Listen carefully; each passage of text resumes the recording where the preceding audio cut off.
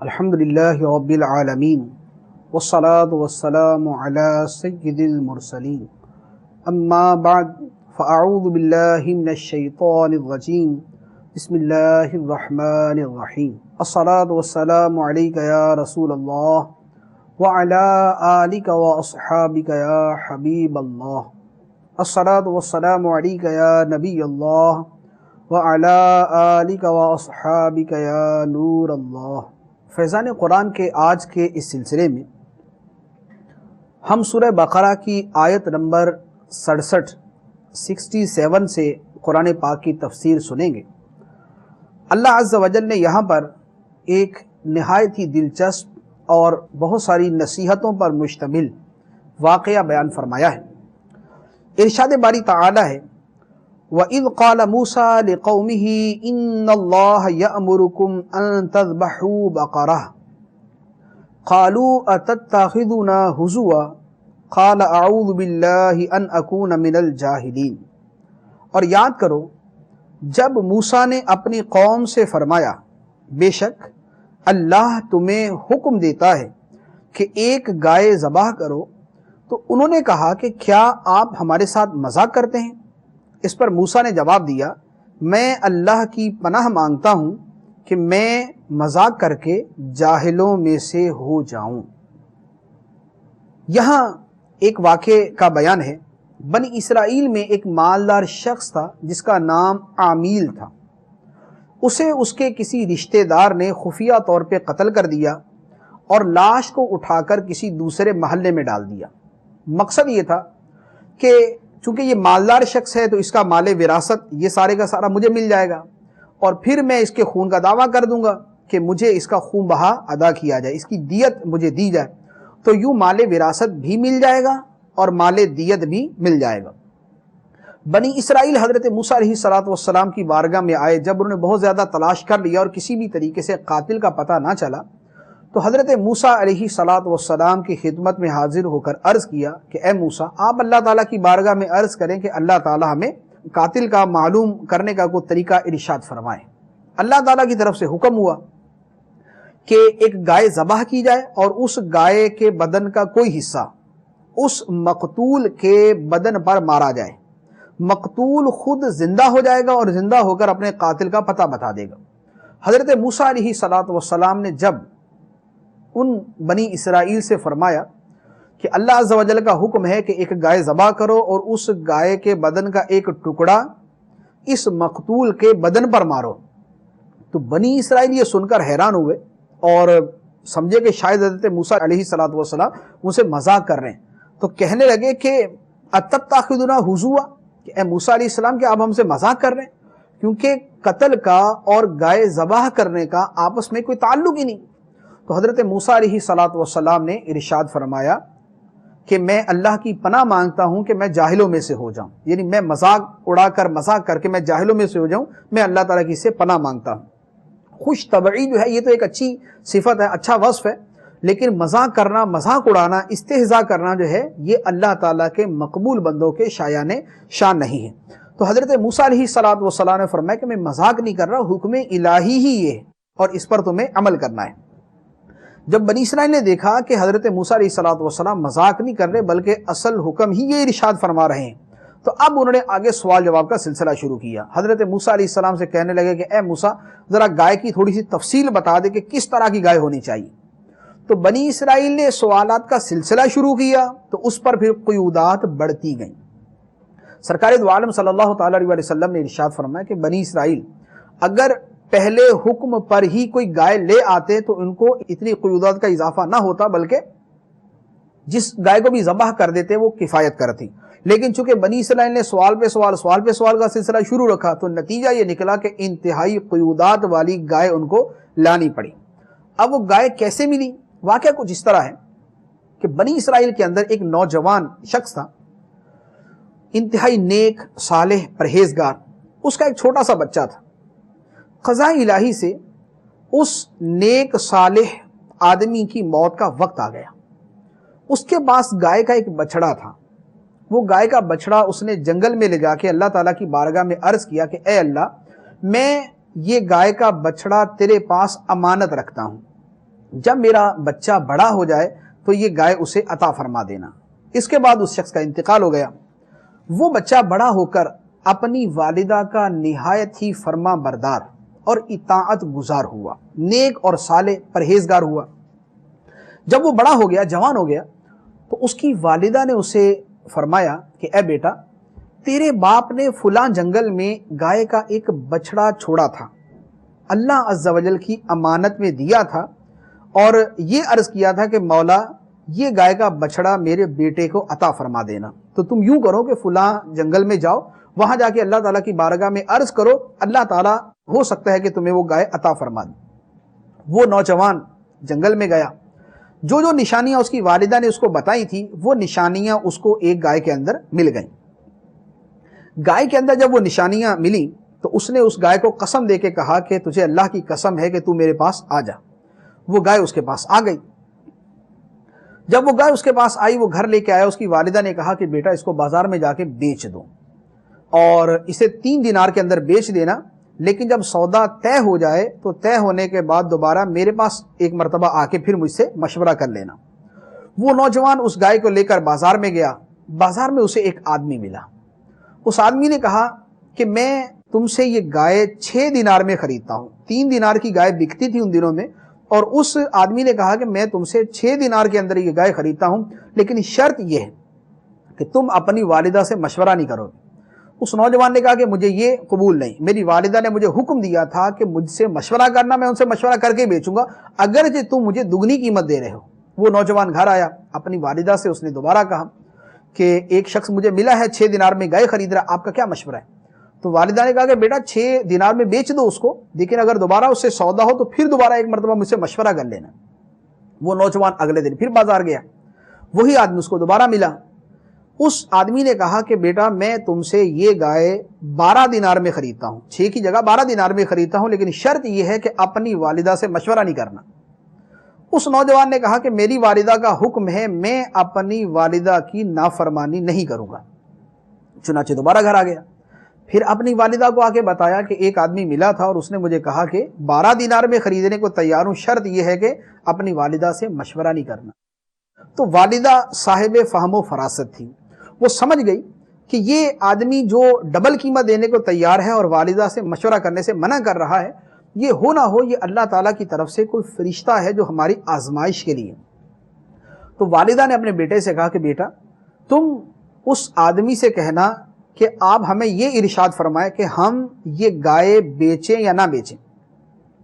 چنانچہ اگلے دن جب وہ نوجوان دوبارہ مارکیٹ میں گیا اور وہی آدمی اسے ملا تو اس نے اس سے سوال کیا کہ حضور یہ ارشاد فرمائے کہ ہم یہ گائے بیچیں یا نہ بیچیں۔ تو اس نے کہا کہ تم اس گائے کو نہ بیچو، اسے اپنے پاس رکھو، بنی اسرائیل والے تمہارے پاس آئیں گے اور تم ان سے یہ قیمت مقرر کرنا کہ اس کی کھال میں سونا بھر کر مجھے دو گے تو میں گائے تمہیں دوں گا۔ چنانچہ وہ نوجوان اس گائے کو لے کر گھر آ گیا۔ بنی اسرائیل تلاش کرتے کرتے جن شرائط کے ساتھ انہوں نے گائے طلب کی تھی، حضرت موسیٰ علیہ السلام سے پہلے کہا کہ حضور گائے کا ارشاد فرمائے کیسی گائے؟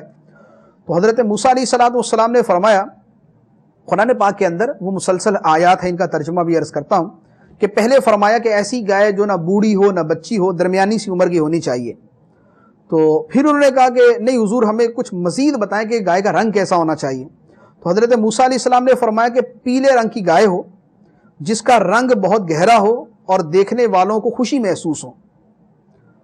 انہوں نے کہا کہ حضور تھوڑا سا کچھ اور بتائیں کیونکہ گائے ہمارے اوپر مشتبہ ہو گئی ہے، تو اگر آپ کچھ اور بتا دیں تو انشاءاللہ ہمیں گائے مل جائے گی۔ تو حضرت موسیٰ علیہ السلام نے فرمایا کہ ایسی گائے جس سے نہ خدمت لی گئی ہو، نہ اس نے زمین میں ہل چلایا ہو، نہ اس نے کھیتی کو پانی دیا ہو، بالکل بے عیب ہو اور اس کے بدن پر کوئی داغ نہ ہو۔ اب جب یہ ساری شرطیں بیان کی تو بنی اسرائیل والے تلاش کرتے کرتے اسی نوجوان کے ہاں پہنچ گئے۔ اس نوجوان سے جا کے کہا کہ ہمیں جو ہے وہ آپ یہ گائے بیچ دیں۔ تو نوجوان نے کہا کہ اس کی قیمت ادا کر دو، میں تمہیں گائے دے دوں گا۔ اس نوجوان نے وہی فرشتے کی بتائی ہوئی قیمت لگا دی کہ اس کی کھال میں سونا بھر کر مجھے دو تو میں یہ گائے تمہیں بیچوں گا۔ بنی اسرائیل کو مجبور ہو کر وہی قیمت ادا کرنی پڑی اور اس کے بدلے میں وہ گائے لے کر آئے۔ یہاں پر جو والدہ کی اطاعت کی برکت ہے وہ بالکل نمایاں ہے کہ اس نوجوان نے اپنی والدہ کا حکم مانا کہ 3 دینار کی گائے کی جگہ اس 3 دینار کی بجائے اسے 6 دینار مل رہے تھے، لیکن وہ 6 دینار چونکہ والدہ کے حکم کی خلاف ورزی کی صورت میں مل رہے تھے تو وہ والدہ کے حکم کی خلاف ورزی پر تیار نہ ہوا، اور اس نے کہا کہ نہیں، میں اپنی والدہ کے حکم پر عمل کروں گا۔ پھر اسی گائے کے اس کو 12 دینار مل رہے تھے، لیکن چونکہ والدہ کی نافرمانی ہو رہی تھی اس نے والدہ کی نافرمانی کو قبول نہ کیا، اس کو برداشت نہ کیا، اور نتیجہ یہ نکلا کہ اللہ عز و جل نے اسے اس کی والدہ کی اطاعت کی برکت سے اس گائے کی کھال کے برابر سونا عطا فرما دیا، اس کی کھال میں بھر کے اس کو سونا عطا فرما دیا۔ تو یہ والدین کی اطاعت کا صلہ ہے۔ والدین کی اطاعت وہ چیز ہے کہ جس کی برکت نہ صرف آخرت میں ظاہر ہوگی کہ اس کا اجر و ثواب ملے گا، بلکہ اللہ عز و جل دنیا کے اندر بھی اس کا صلہ عطا فرما دیتا ہے۔ اور والدین کی نافرمانی، انہیں ستانا، انہیں تنگ کرنا، انہیں ایذا پہنچانا، یہ ایسا گناہ ہے کہ آخرت کے اندر تو اس کی سزا ملے گی، دنیا کے اندر بھی اللہ عز و جل اس کا وبال ظاہر فرما دیتا ہے۔ حدیث مبارکہ سرکار دو عالم صلی اللہ تعالی علیہ وسلم نے ارشاد فرمایا کہ تیرے والدین تیرے لیے جنت کا بھی دروازہ ہے اور تیرے لیے جہنم کا بھی دروازہ ہے۔ اگر وہ دونوں راضی ہیں تو تیرے لیے جنت کا دروازہ کھلا ہے، اور اگر وہ دونوں ناراض ہیں تو تیرے لیے جہنم کا دروازہ کھلا ہے۔ تو والدین کی رضا میں اللہ کی رضا، اور والدین کی نافرمانی میں اللہ تعالیٰ کی نافرمانی اور اللہ تعالیٰ کی ناراضی۔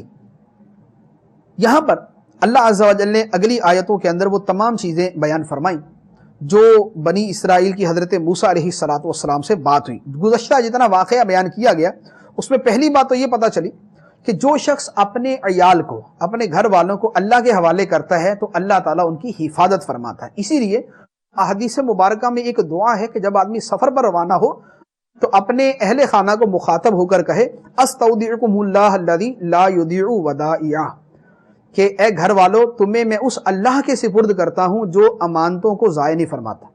تو اگر گھر سے نکلتے وقت یہ وظیفہ پڑھ لیا جائے، عربی میں اگر یاد ہو سکے تو عربی میں یاد کر لیں، استودعکم اللہ الذی لا یضیع ودائعہ، میں تمہیں اس اللہ کے سپرد کرتا ہوں جو امانتوں کو ضائع نہیں فرماتا۔ تو انشاءاللہ عز و جل آدمی جب گھر واپس لوٹ کر آئے گا تو اسے گھر کے اندر ہر طرح کی عافیت ملے گی۔ اور ورنہ اردو کے اندر کم از کم اپنی زبان سے آدمی یہ الفاظ ادا کر لے، اے اللہ میں اپنے گھر والوں کو اپنا سارا مال، اسباب، عزت، آبرو تیرے حوالے کرتا ہوں، تو ان کی حفاظت فرما۔ تو یوں اگر یہ الفاظ کہہ لے گا تو انشاءاللہ عز و جل اس کی برکتیں اسے ملیں گی۔ دوسری بات کہ جو شخص اپنا مال اللہ عز و جل کے بھروسے پر اس کی امانت میں دے، اللہ تعالیٰ اس میں برکت عطا فرماتا ہے۔ تیسری بات جو اس واقعہ سے معلوم ہوئی وہ یہ ہے کہ والدین کی فرما برداری اللہ تعالیٰ کو بہت زیادہ پسند ہے۔ چوتھی بات، ماں باپ کی خدمت و اطاعت کرنے والوں کو دونوں جہانوں میں ملتا ہے۔ پانچویں بات، اللہ عز و جل کی راہ میں نفیس مال دینا چاہیے۔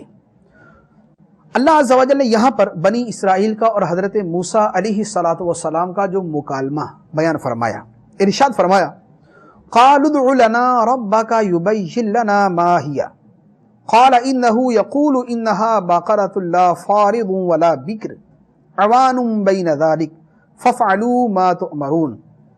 انہوں نے بنی اسرائیل نے دوبارہ کہا، اے موسیٰ آپ اپنے رب سے دعا کیجئے کہ وہ ہمیں بتا دے کہ وہ گائے کیسی ہے۔ حضرت موسیٰ نے فرمایا، اللہ فرماتا ہے کہ وہ گائے ایسی ہے جو نہ تو بوڑھی ہے اور نہ بالکل کم عمر، بلکہ ان دونوں کے درمیان ہو، تو اب جا کر کرو جس کا تمہیں حکم دیا جا رہا ہے۔ قالوا ادع لنا ربک یبین لنا ما لونها قال انه يقول انها بقرة صفراء فاقع لونها تسر الناظرین۔ انہوں نے پھر کہا، اے موسیٰ آپ اپنے رب سے دعا کیجئے کہ وہ ہمیں بتا دے اس گائے کا رنگ کیسا ہے۔ موسیٰ نے فرمایا، اللہ فرماتا ہے کہ وہ گائے پیلے رنگ کی ہے، جس کا رنگ بہت گہرا ہے، وہ گائے دیکھنے والوں کو خوشی دیتی ہے۔ قالوا ادع لنا ربک یبین لنا ما ہی ان البقرة تشابہ علینا وانا ان شاء اللہ لمہتدون۔ انہوں نے پھر کہا، اے موسیٰ آپ اپنے رب سے دعا کیجئے کہ وہ ہمارے لیے واضح طور پر بیان کر دے کہ وہ گائے کیسی ہے، کیونکہ بے شک گائے کا معاملہ ہمارے اوپر مشتبہ ہو گیا ہے، اور اگر اللہ چاہے گا تو یقیناً ہم راہ پالیں گے۔ قال انه يقول انها بقرة لا ذلول تثير الارض ولا تسقي الحرث مسلمة لا شية فيها قالوا الآن جئت بالحق فذبحوها وما كادوا يفعلون۔ موسیٰ نے فرمایا، اللہ فرماتا ہے کہ وہ ایک ایسی گائے ہے جس سے یہ خدمت نہیں لی جاتی کہ وہ زمین میں ہل چلائے، اور نہ وہ کھیتی کو پانی دیتی ہے، بالکل بے عیب ہے، اس میں کوئی داغ نہیں۔ یہ سن کر انہوں نے کہا کہ اب آپ بالکل صحیح بات لائے ہیں۔ پھر انہوں نے اس گائے کو ذبح کیا، حالانکہ وہ ذبح کرتے معلوم نہ ہوتے تھے۔ یعنی بنی اسرائیل کے بارے میں فرمایا کہ مسلسل ان کے سوالات اس لیے تھے کہ ان کو گائے ذبح نہ کرنی پڑے، کیونکہ اس کا نتیجہ یہ نکلتا کہ آخر میں جا کے جب قاتل کا پتہ چلتا تو ان کو رسوائی اور شرمندگی کا سامنا کرنا پڑتا۔ تو ان کے یہ مسلسل سوال جواب بار بار پوچھنے سے لگتا یہ تھا کہ وہ گائے ذبح کرنے کا ارادہ نہیں رکھتے۔ اللہ عز و جل ارشاد فرماتا ہے وَإِذْ قَتَلْتُمْ نَفْسًا فَادَّارَأْتُمْ فِيهَا وَاللَّهُ مُخْرِجٌ مَا كُنْتُمْ تَكْتُمُونَ، اور یاد کرو جب تم نے ایک شخص کو قتل کر دیا پھر اس کا الزام کسی دوسرے پر ڈالنے لگے، حالانکہ اللہ ظاہر کرنے والا تھا اس کو جسے تم چھپا رہے تھے۔ یہ اس واقعے کی ابتدا ہے کہ جب ایک کو قتل کیا اور پھر ایک دوسرے کے اوپر اس کا قتل ڈالنے لگے تو اللہ عز و جل اس بات کو ظاہر فرما دیا جس کو وہ چھپا رہے تھے۔ تو یہ اس واقعے کی ابتدا کی طرف اشارہ ہے۔ اس کے بعد فرمایا فَقُلْنَا اضْرِبُوهُ بِبَعْضِهَا كَذَلِكَ يُحْيِي اللَّهُ الْمَوْتَى وَيُرِيكُمْ آيَاتِهِ لَعَلَّكُمْ تَعْقِلُونَ۔ تو ہم نے فرمایا کہ اس مقتول کو اس گائے کا ایک ٹکڑا مارو، اس طرح اللہ مردوں کو زندہ کرے گا اور وہ تمہیں اپنی نشانیاں دکھاتا ہے تاکہ تم سمجھ جاؤ۔ چنانچہ نتیجہ یہ ہوا کہ بنی اسرائیل نے گائے کو ذبح کیا اور اس کے بدن کا ایک ٹکڑا لے کر اس مقتول کو مارا۔ وہ مقتول زندہ ہو کر بیٹھ گیا اور اس کے حلق سے خون کا فوارہ جاری تھا، اور اس نے بتا دیا کہ مجھے میرے فلاں رشتہ دار نے قتل کیا ہے۔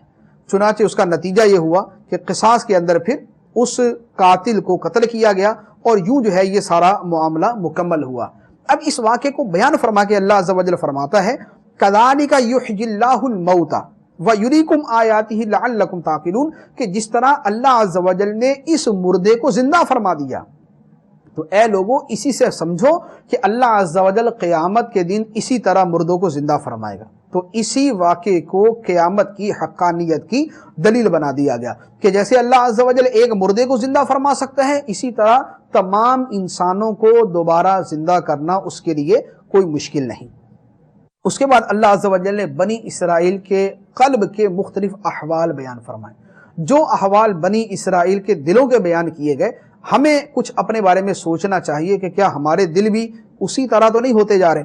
ارشاد فرمایا ثم قست قلوبكم من بعد ذلك فهي كالحجارة او اشد قسوة وان من الحجارة لما يتفجر منه الانهار وان منها لما يشقق فيخرج منه الماء وان منها لما يهبط من خشية الله وما الله بغافل عما تعملون۔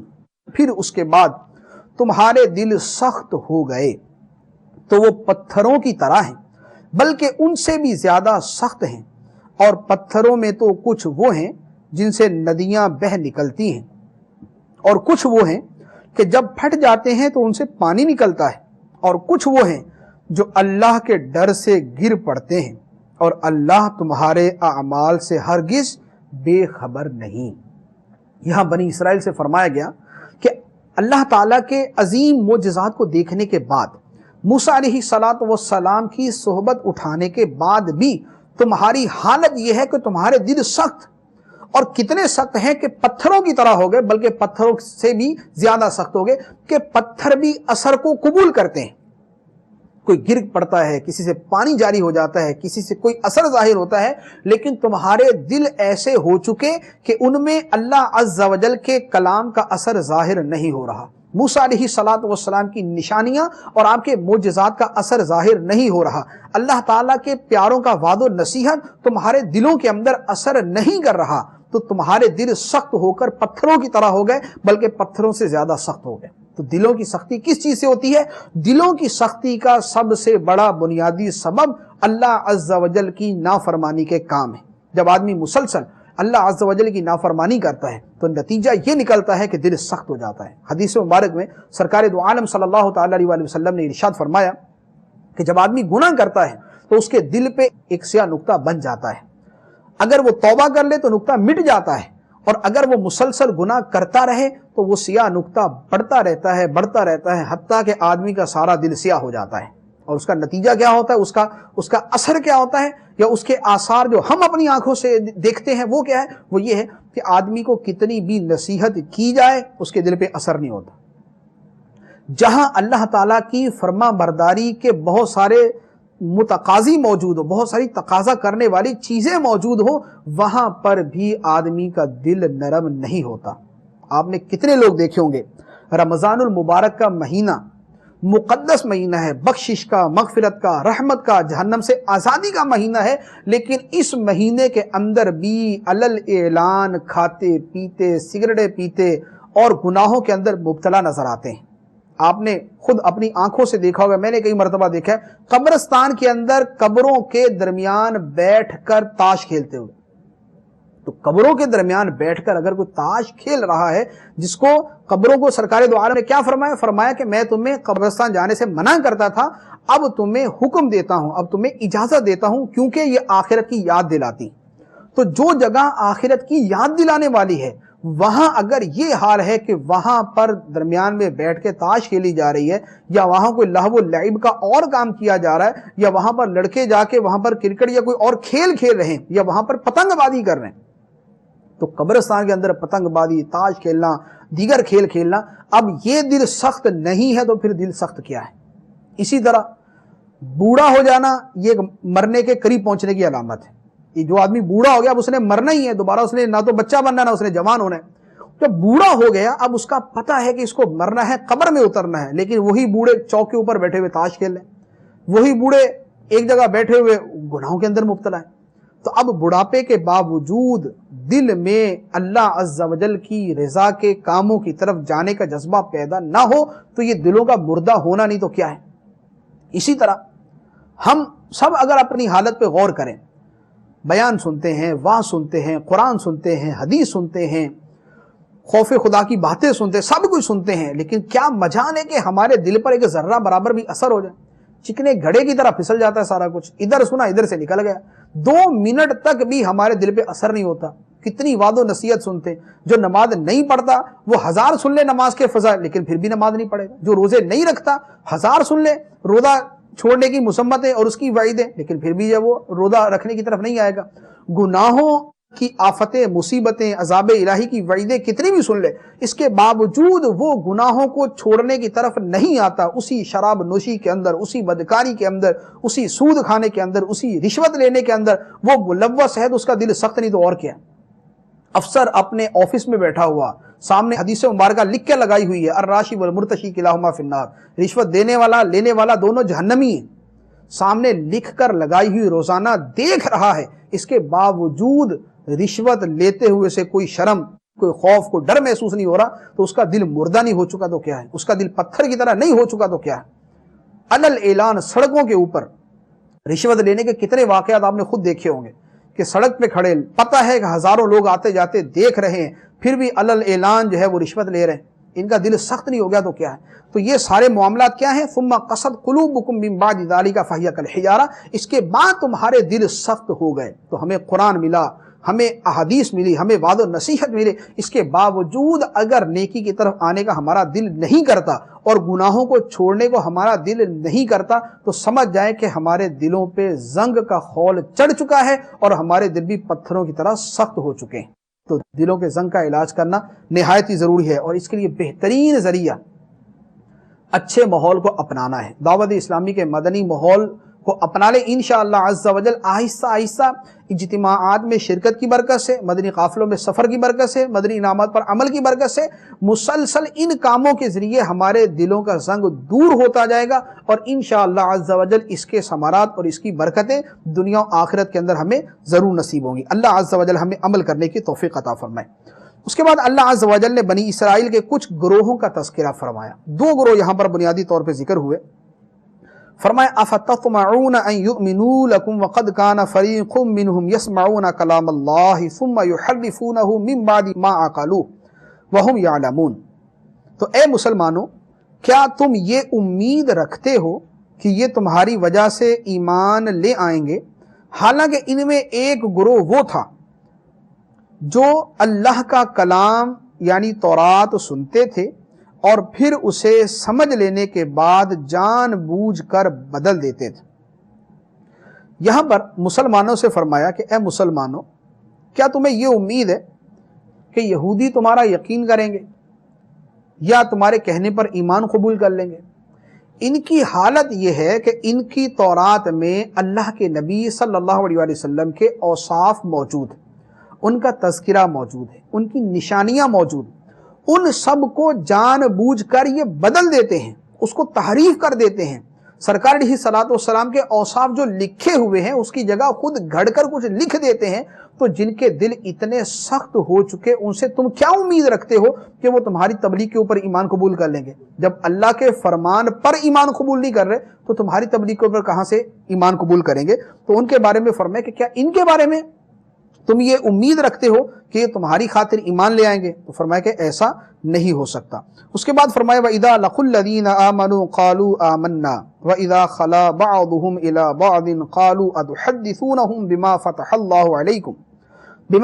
اللَّهُ عَلَيْكُمْ لِيُحَاجُّوكُمْ بِهِ عِنْدَ رَبِّكُمْ أَفَلَا تَعْقِلُونَ. اور جب یہ مسلمانوں سے ملتے ہیں تو کہتے ہیں کہ ہم ایمان لا چکے ہیں، اور جب آپس میں اکیلے ہوتے ہیں تو کہتے ہیں کیا ان مسلمانوں کے سامنے وہ علم بیان کرتے ہو جو اللہ نے تم پر کھولا ہے تاکہ اس کے ذریعے یہ تمہارے رب کی بارگاہ میں تمہارے اوپر حجت قائم کریں؟ کیا تمہیں عقل نہیں؟ یہ آیت مبارکہ یہودیوں کے بارے میں نازل ہوئی. سیدنا عبداللہ ابن عباس رضی اللہ تعالی عنہما فرماتے ہیں کہ منافق یہودی جب مسلمانوں کے پاس آتے تو آ کر کہتے کہ ہم بھی اس پر ایمان لے آئے ہیں جس پر تم ایمان لائے ہو، کیونکہ ہماری تورات کے اندر پیارے نبی صلی اللہ تعالی علیہ وسلم کا تذکرہ موجود ہے، ان کے اوصاف موجود ہیں، ان کی نعتیں موجود ہیں، تو ہم بھی آپ پر ایمان رکھتے ہیں. لیکن جب تنہائی کے اندر جاتے تو پھر اس کے منکر ہو جاتے. تو جو یہودی سردار تھے وہ ان سے کہتے کہ تمہیں عقل نہیں کہ ایک طرف تو تم ایمان رکھتے نہیں ہو اور دوسرا مسلمانوں کو جا کر بتا رہے ہو کہ ہماری کتابوں کے اندر تمہارا تذکرہ موجود ہے. تو تم خود جب ان کو جا کر بتاؤ گے کہ ہماری کتابوں میں تمہارا تذکرہ موجود ہے تو نتیجہ کیا؟ نتیجہ تو یہ ہے کہ الٹا تمہارا نقصان. ایک تو اللہ عز و جل کی بارگاہ میں تمہارے اوپر حجت قائم کہ تمہیں پتہ ہے، علم ہے، معلوم ہے، اس کے باوجود تم ایمان نہیں لا رہے، اور دوسرا مسلمانوں کو اپنے خلاف ہتھیار دے رہے ہو. تو یہ ان تمام چیزوں کا مقصد کیا؟ اس کا مقصد صرف اور صرف سرکار دو عالم صلی اللہ تعالی علیہ وسلم کے اوصاف و کمالات کو چھپانا. اللہ عز و جل ان کے بارے میں ارشاد فرماتا ہے اولا یعلمون ان اللہ یعلم ما یسرون وما یعلنون. کیا یہ اتنی بات نہیں جانتے کہ اللہ جانتا ہے جو کچھ وہ چھپاتے ہیں اور جو کچھ ظاہر کرتے ہیں؟ یعنی ان سے فرمایا گیا کہ تم مسلمانوں کو نہ بتاؤ کہ تمہاری کتابوں کے اندر سرکار دو عالم کا تذکرہ موجود. مسلمانوں کو نہ بھی بتاؤ تو اللہ تعالیٰ سے تھوڑی چھپا سکتے ہو. اللہ تعالیٰ نے تو خود نازل فرمایا. تو اللہ تعالیٰ ہر پوشیدہ ہر اعلانیہ بات کو جاننے والا ہے. تو تم مسلمانوں کے ڈر سے ظاہری طور پر اسلام کا اقرار کر رہے ہو تو اللہ تعالیٰ سے ڈر کر دل و جان سے اسلام قبول کیوں نہیں کر لیتے؟ تو یہ ان کے علماء کا تذکرہ تھا.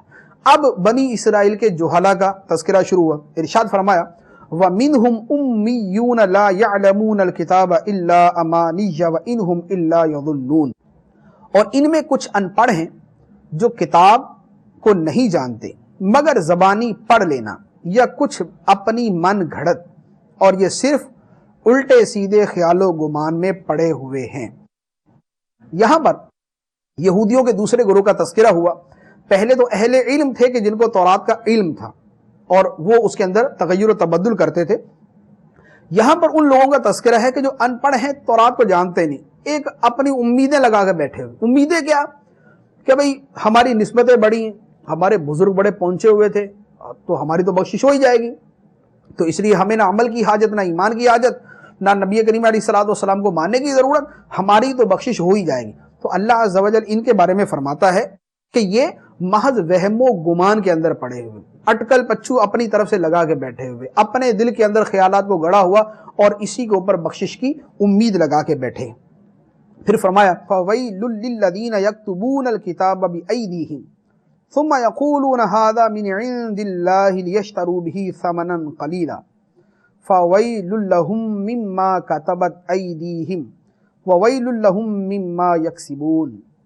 تو بربادی ہے ان لوگوں کے لیے جو اپنے ہاتھوں سے کتاب لکھتے ہیں پھر کہتے ہیں یہ خدا کی طرف سے ہے کہ اس کے بدلے میں تھوڑی سی قیمت حاصل کر لیں، تو ان لوگوں کے لیے ان کے ہاتھوں کے لکھے ہوئے کی وجہ سے ہلاکت اور ان کے لیے ان کی کمائی کی وجہ سے تباہی و بربادی ہے۔ یہاں جو بیان کیا گیا کہ ان لوگوں کے لیے ہلاکت ہے جو کتاب اپنے ہاتھ سے لکھیں اور پھر کہیں کہ یہ اللہ کی طرف سے ہے اور مقصد دنیاوی نفع حاصل کرنا ہے۔ یہاں پر یہودیوں کے ان لوگوں کا تذکرہ ہے جنہوں نے تورات کے اندر نبی کریم صلی اللہ تعالیٰ علیہ وسلم کے اوصاف کو تبدیل کیا۔ وہ کس طرح؟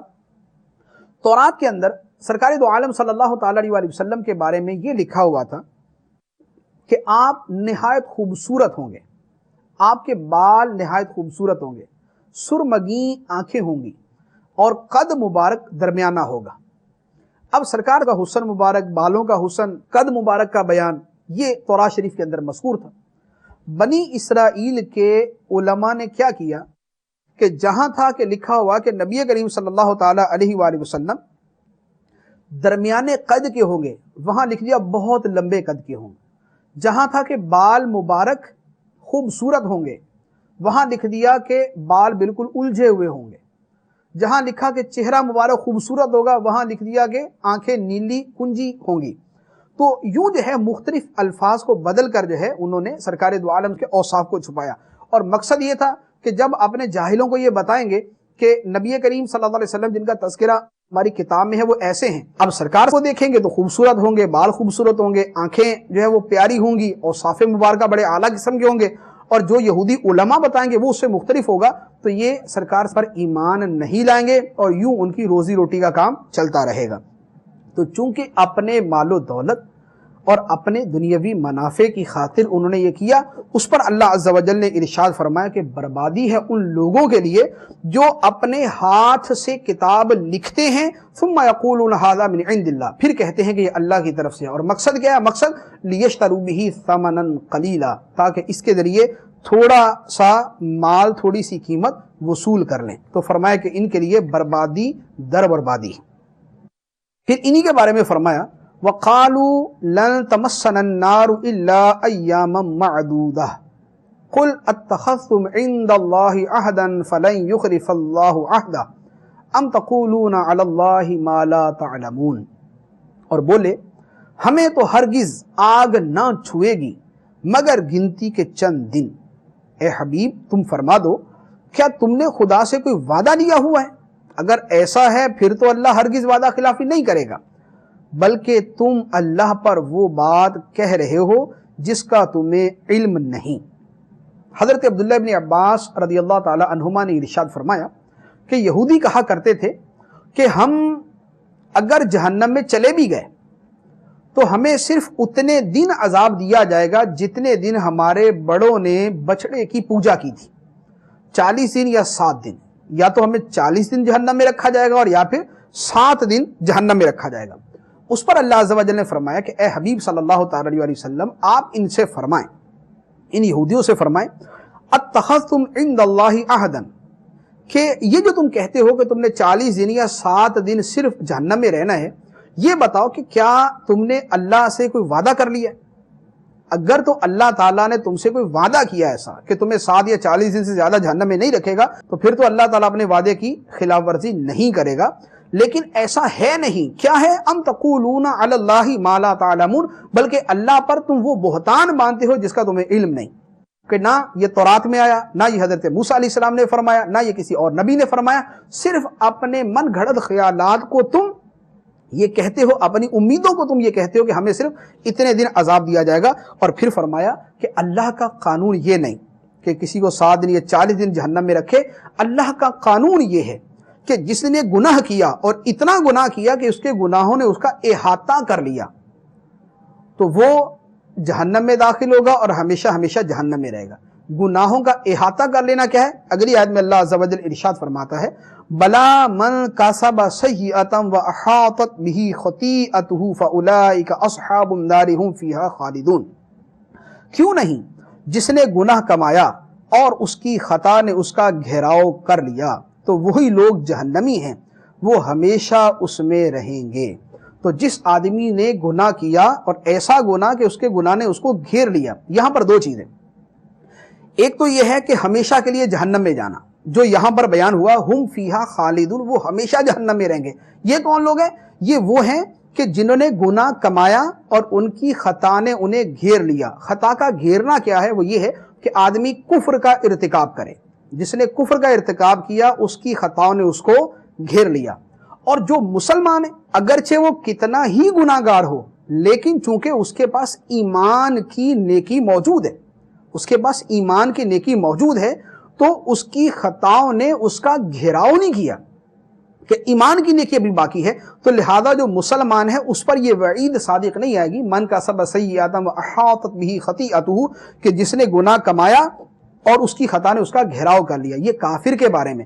مسلمان کا چونکہ کتنا بھی گناہ گار ہو، اس کا ایمان اگر محفوظ ہے تو ایک عظیم ترین نیکی اس کے پاس موجود ہے، لہذا وہ ہمیشہ کے لیے کبھی جہنم میں داخل نہیں ہوگا۔ اگر اپنے اعمال کی وجہ سے اس کو جہنم میں جانا بھی پڑا تو سزا بھگتنے کے بعد دوبارہ اللہ عز و جل کے فضل و کرم سے اور سرکار دو عالم صلی اللہ تعالی علیہ وآلہ وسلم کی شفاعت سے وہ دوبارہ جنت میں ہی داخل ہوگا۔ اللہ عز و جل ایمان والوں کے بارے میں فرماتا ہے والذین آمنوا وعملوا الصالحات اولئک اصحاب الجنت هم فیہا خالدون، اور جو ایمان لائے اور اچھے کام کیے وہ جنت والے ہیں، انہیں ہمیشہ اس میں رہنا ہے۔ اللہ عز و جل ہمیں کفر سے، شرک سے، اپنی نافرمانی کے کاموں سے، چھوٹے بڑے تمام گناہوں سے محفوظ فرمائے، اپنے فرما بردار بندوں میں داخل فرمائے۔ آمین بجاہ النبی الامین صلی اللہ تعالی علیہ وسلم۔